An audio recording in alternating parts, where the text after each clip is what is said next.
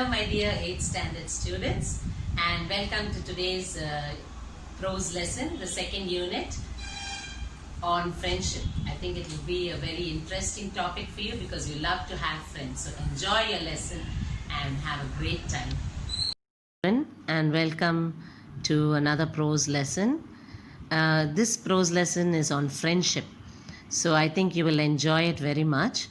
Actually, I just want to ask you some questions. Definitely, you'll be able to tell me that you had very good friends in your childhood.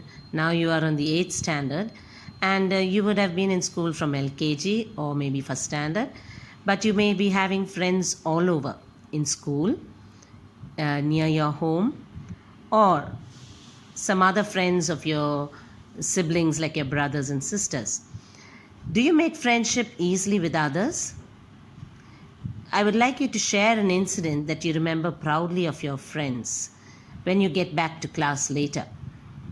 And if you have someone beside you, you can share your thoughts and your beautiful moments of friendship that you enjoyed with your friends. Now, I'm going to tell you a story about friendship. Vetri was once a successful businessman in Coimbatore. Vetri Constructions was once a leading construction company. His company constructed many shopping complexes, houses, and a few apartments in and around Coimbatore. I think all of you know what are apartments and complexes because you would have been to a shopping mall and so on. After his father's death, his brothers demanded to split the wealth as they wanted to start their business separately.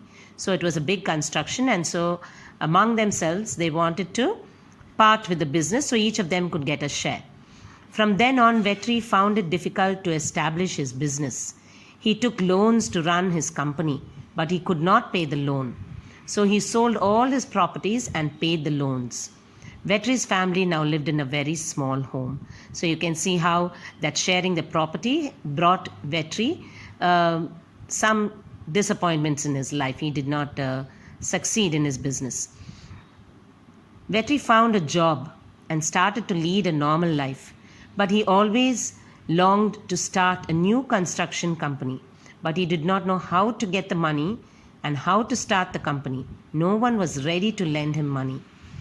One day, as he discussed with his wife said, "Why don't you ask your friend Asif? You often said that you were good friends." Vetri replied, "Yes, but he's in Chennai. He's very busy with his business. I don't think it would be easy to meet him." Then his wife asked, "Why don't you give it a try?" "I haven't seen him for a very long time," said Vetri.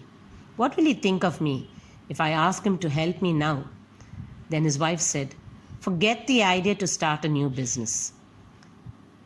So she wanted him to just go and see his friend, not to ask for any favors or help, but just go and see a friend. Maybe something could be done, she thought. So Vetri, after deep thought, decided to meet his friend. He told his wife about his decision and took the next available train to Chennai.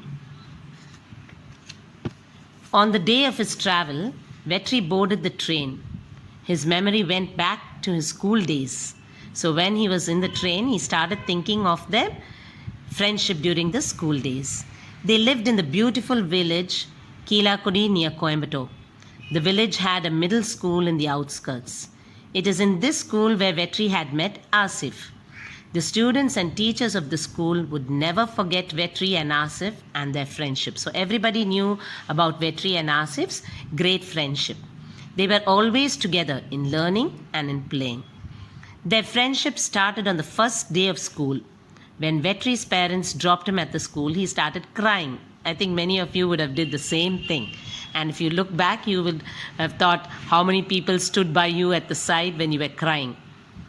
As Asif consoled him with a chocolate and said, "Don't cry, we will play after the bell."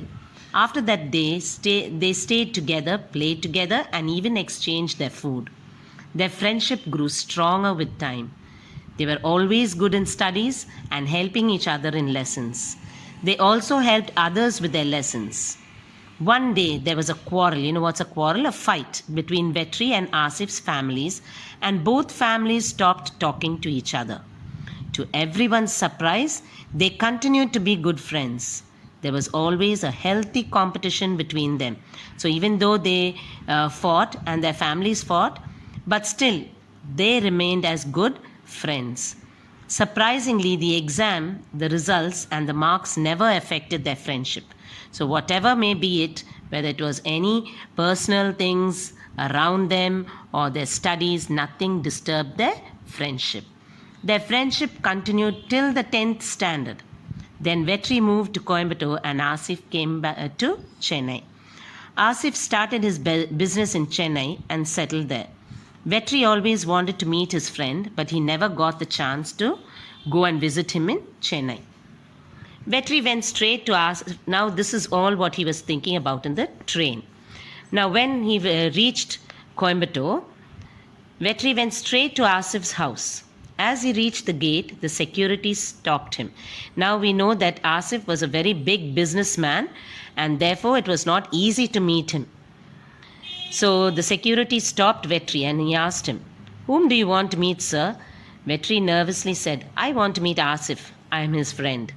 The security was astounded. Astounded means surprised and shocked. "Mr. Asif is our MD."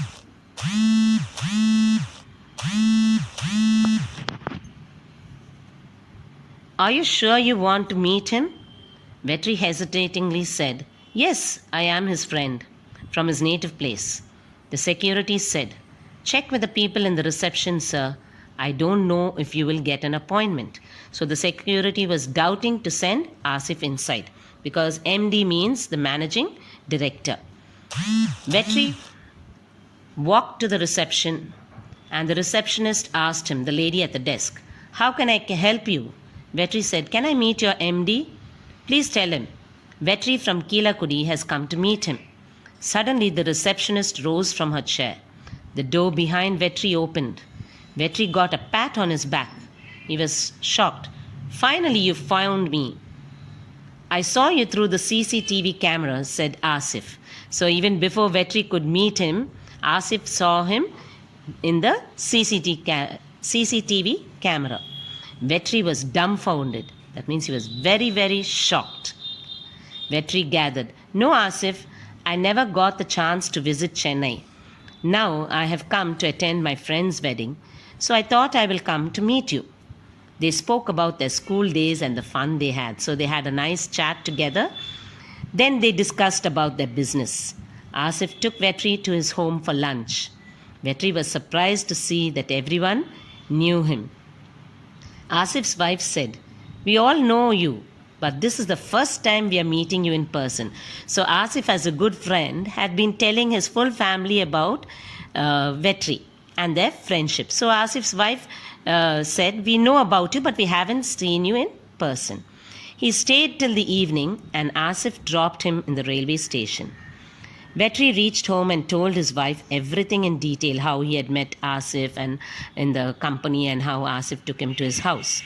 She knew her husband, so she didn't ask anything else because I think he would have felt bad to ask and tell him that he needed some help.